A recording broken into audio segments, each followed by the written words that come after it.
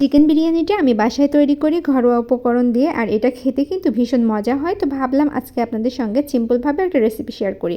তো প্রথমে হচ্ছে এখানে আমি কিছু আলু ফুড কালার দিয়ে ভেজে উঠিয়ে নিয়েছি। এরপরে সেই সেম তেলে আমি এখানে পেঁয়াজ কুচি দিয়েছি, 1 টেবিল চামচ ঘি দিয়ে এখন পেঁয়াজটাকে বেরেস্তা করে নিয়েছি, আর একটু বেরেস্তা হওয়া পর্যন্ত আমি রেখেছিলাম। এরপরে হচ্ছে উঠিয়ে নিচ্ছি এবং সেম তেলে আমি দিয়ে দিলাম আর কিছুটা কাঁচা পেঁয়াজ এবং দিয়ে দিলাম এখানে কিছুটা গোটা গরম মশলা। আমার রেসিপিতে করি, আমি কখনো কারো রেসিপি ফলো করে বিরিয়ানি রান্না করি না।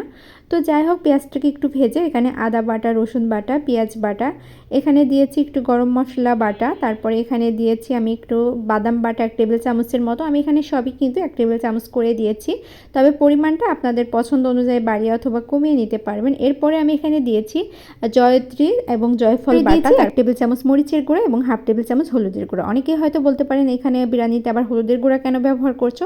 সামান্য একটু হলুদের গুঁড়া ব্যবহার করলে না সুন্দর একটা কালার আসে। দিয়েছি সামান্য লবণ এবং হচ্ছে বিরিয়ানি মশলা যদি বাসায় থাকে সেক্ষেত্রে আপনি হালকা একটু দিতে পারেন। 1 টেবিল চামচের মতো আমি আগে থেকে যে ফুড কালার দিয়ে আলুগুলো ভেজে রেখেছিলাম সেই আলুগুলো দিয়ে দিলাম। চিকেন বিরিয়ানিতে আমার আলু অনেক বেশি পছন্দ, এজন্য আমি সবসময় দিয়ে থাকি, পছন্দ না হলে স্কিপ করতে পারেন। তো তারপরে এখানে আমি আগে থেকে টক দই ফেটিয়ে রেখেছিলাম, সেটা দিয়ে দিলাম 4 টেবিল চামচের মতো হবে। এরপরে মশলাটাকে কষিয়ে এবং হচ্ছে মাংসগুলোকে সামান্য 10 মিনিটের মতো কষিয়েছিলাম, এরপরে নামিয়ে রেখেছি। আর আমি আগে থেকে কিন্তু এখানে হচ্ছে বাসমতি চাল নিয়েছিলাম, এটা আধা ঘন্টা আমি ভিজিয়ে রেখেছিলাম। আর আধা ঘন্টা ভিজিয়ে রাখার ফলে চালগুলো অনেক লম্বা লম্বা হয়ে যায় এবং রান্নার পরে ভাতটাও কিন্তু লম্বা থাকে। তো এখানে আমি পরিমাণ মতো পানি এবং শাহি জিরা, কিছু গরম মশলা এবং লবণ দিয়ে পানিটাকে ফুটিয়ে নিচ্ছি। যখনই পানিতে এরকম হচ্ছে একটু বলক চলে আসবে এ পর্যায়ে আমি চালগুলোকে দিয়ে দেব। আর অবশ্যই চেষ্টা করবেন এই চালগুলো আগে থেকে একটু ভিজিয়ে রাখার জন্য, তাহলে কিন্তু বিরিয়ানি রান্নার পরে ভাতটা দেখতে অনেক বেশি সুন্দর লাগে। তো এই তো হচ্ছে আমি চালগুলো দিয়ে দিয়েছি। এরপরে হচ্ছে এটাকে আমি 80%-এর মতো সিদ্ধ করে নেব। তবে এই জিনিসটা কিন্তু অবশ্যই খেয়াল রাখবেন, না হলে কিন্তু বিরিয়ানি আপনার ভালো হবে না। যদি বেশি নরম করে ফেলেন সেক্ষেত্রে তো বাসমতি চালের বিরিয়ানি একদমই খেতে পারবেন না, মানে একদমই ভালো লাগবে না।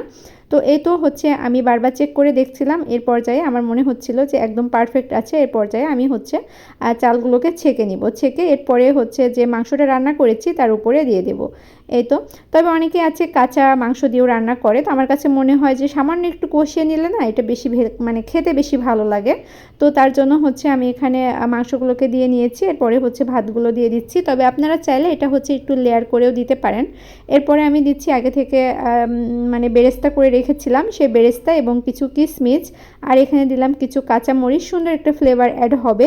এখানে দিয়েছি কিছু আলু বোখারা, আমার বিরিয়ানিতে আলু বোখারা অনেক বেশি পছন্দ, তো তার জন্য এখানে কিছু আলু বোখারা দিয়ে নিয়েছি। আর এখানে দিয়েছি আমি 1 কাপ দুধ আর তার সঙ্গে 2 টেবিল চামচ ঘি মিক্স করে রেখেছিলাম। এরপরে আমি এখানে কিছু জর্দা কালার দেবো, তার জন্য একটা চামচ দিয়ে এভাবে ভাতটাকে একটু সরিয়ে নিয়েছি। আর এই যে এই কালারটা দিলে না, এই কালারটা যত পর্যন্ত যাবে ভাতগুলো একটু কালারিং হবে এবং পরবর্তীতে কিন্তু দেখতে অনেক বেশি ভালো লাগে। মানে এটা শুধু দেখার সৌন্দর্য, বাট মানে এতটুকুই, এর বেশি কোনো কিছু হবে। তো এই তো আমি যেহেতু ভাতগুলোকে দমে বসাবো এর জন্য হচ্ছে আমি এখানে একটু ময়দা মেখে রেখেছিলাম, আর সেটা চারিদিক দিয়ে এরপরে হচ্ছে আমি ঢাকনাটাকে খুব সুন্দর মতো সিল করে দিয়েছি এবং ঢাকনার যে একটা ছিদ্র আছে সেটাও কিন্তু আমি লং দিয়ে বন্ধ করে দিয়েছি।